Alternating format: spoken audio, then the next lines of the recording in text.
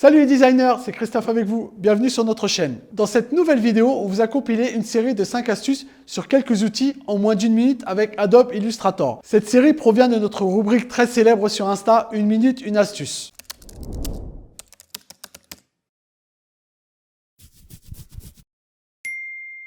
Attendez, avant de regarder les astuces, pensez à vous abonner, à liker la vidéo et à cliquer sur la cloche. Astuce numéro 1. Invente tes nuanciers perso sur Illustrator. Salut les designers, donc aujourd'hui je vais vous montrer comment créer un nuancier en moins d'1 minute. Donc j'ai déjà créé une ellipse pour gagner du temps. Alt, j'en clique une deuxième. Hop, je lui change sa couleur, je vais lui mettre une couleur, allez on va dire noire. Et là je vais aller dans l'outil fusion. Je clique 2 fois dessus et il me propose des options. Donc je peux mettre des étapes, on va dire que je vais en mettre 4. Ok. Je vais venir cliquer ici sur la première ellipse. Donc vous voyez, j'ai un petit carré là. Donc je clique sur la deuxième et il me crée mon nuancier.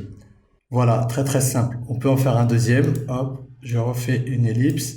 Je vais prendre jaune. Je vais la copier. Hop, on va dire orange. Fusion. Je clique sur le premier et je clique sur le deuxième et voilà, j'ai mon nuancier. Donc je vous remontre, vous cliquez 2 fois sur l'outil et il y a une fenêtre option de dégradé qui apparaît et là vous avez des options.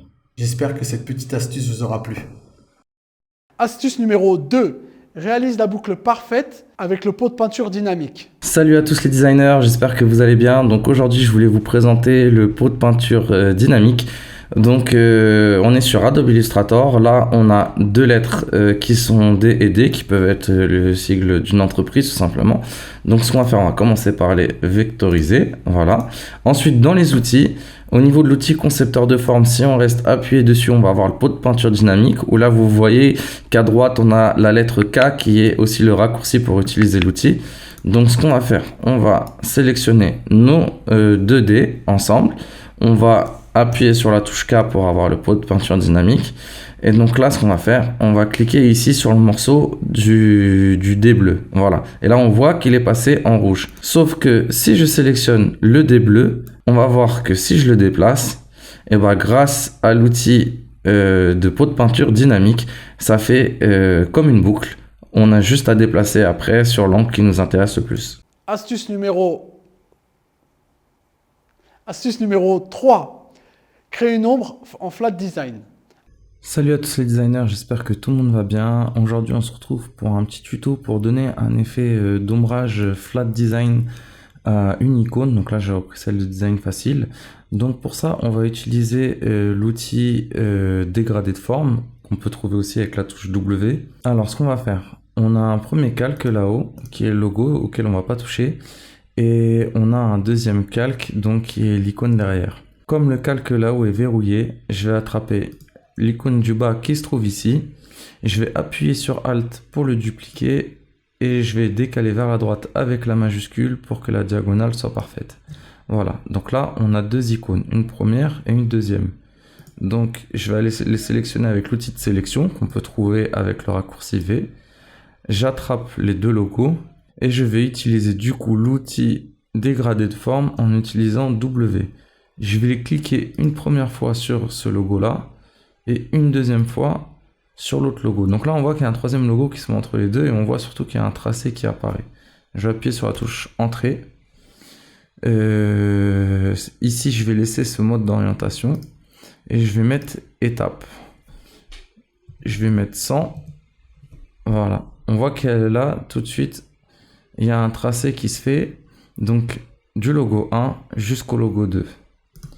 J'appuie sur OK. Donc si je désélectionne, on voit tout de suite qu'il y a une forme qui a été créée à partir des 2 logos. Ce que je vais faire, je vais sélectionner les 2.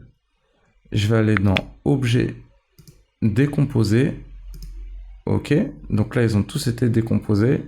Et ensuite, dans le Pathfinder ici, je vais les fusionner. Donc là, on voit qu'ils sont fusionnés. Ça crée plus qu'une seule forme. Voilà, ça, c'est juste une forme. Ensuite, ce que je vais faire, je vais créer un dégradé dessus. Donc je vais aller sélectionner mon dégradé. Voilà. Donc là, du coup, on a la première icône du calque qui est verrouillée qui réapparaît. Alors, elle était tout simplement en blanche sur du blanc, donc on la voyait plus, mais elle était toujours là. Je vais mettre le noir à gauche, le blanc à droite. voilà. Je vais mettre le blanc, je vais le griser un peu, je vais aller jusqu'à 50%. Et je vais mettre une opacité à 0%. Ensuite, on va aller sur l'outil dégradé. Hop, je vais faire une petite rotation. Je vais le remonter vers le milieu. Voilà. Je vais le déplacer un petit peu. Hop. Il y a un point qui s'est créé. Je vais le supprimer en sélectionnant et en appuyant sur la touche supprimer tout simplement. Celui-ci, je vais le rentrer un petit peu. Voilà. Je vais pouvoir le décaler un peu vers le bas. Je vais repartir sur mon outil sélection. J'appuie sur V. Du coup, mon tracé est sélectionné. Je vais aller dans mon mode de fusion. Je vais appuyer sur produit et je vais baisser l'opacité jusqu'à 30%. Et là, du coup, on peut voir qu'on a un effet d'ombrage style flat design très joli que vous pouvez réutiliser sur vos logos. Astuce numéro 4, l'outil dégradé sur Illustrator. Salut à tous l'équipe des designers, j'espère que tout le monde va bien. On se retrouve sur Adobe Illustrator. Donc je voulais vous montrer une petite astuce que j'ai galéré à trouver dans mes débuts. En fin de compte, quand on veut appliquer un dégradé à une typo, on voit qu'il ne se passe rien. On va avoir tendance à vectoriser et ensuite appliquer le dégradé. Seulement, le dégradé s'applique lettre par lettre. Alors que nous, on a envie qu'il soit du S jusqu'au point d'exclamation. Là, on pourrait avoir une méthode qui consiste à aller dans Objet, tracé transparent, on va le créer. Et là, on va appliquer un dégradé. Donc, on a bien un dégradé qui s'applique du S jusqu'au point d'exclamation. On a aussi plus simple, en conservant la typographie, on va aller dans Aspect et ensuite, on rajoute un fond. Et au niveau du fond, on va sélectionner un dégradé. On se rend compte qu'on a un dégradé directement sur l'écriture sans avoir vectorisé. Donc si je change les lettres, j'ai toujours mon dégradé qui s'applique. Astuce numéro 5, réalise un effet glossy avec l'outil filet de dégradé. Salut à tous les designers, j'espère que vous allez bien. Alors j'ai une minute pour vous montrer comment faire pour avoir un effet glossy sur Illustrator. J'ai déjà créé une forme qui ressemble plus ou moins à celle de la texture ici. Une fois qu'elle est sélectionnée, ce qu'on va faire, on va aller dans Objet et on va mettre créer un filet de dégradé. Et ça n'a pas d'importance parce que dans tous les cas, les couleurs, on va les changer. Donc on appuie sur OK. Ensuite, je double-clique ici, je vais me le mettre en modèle.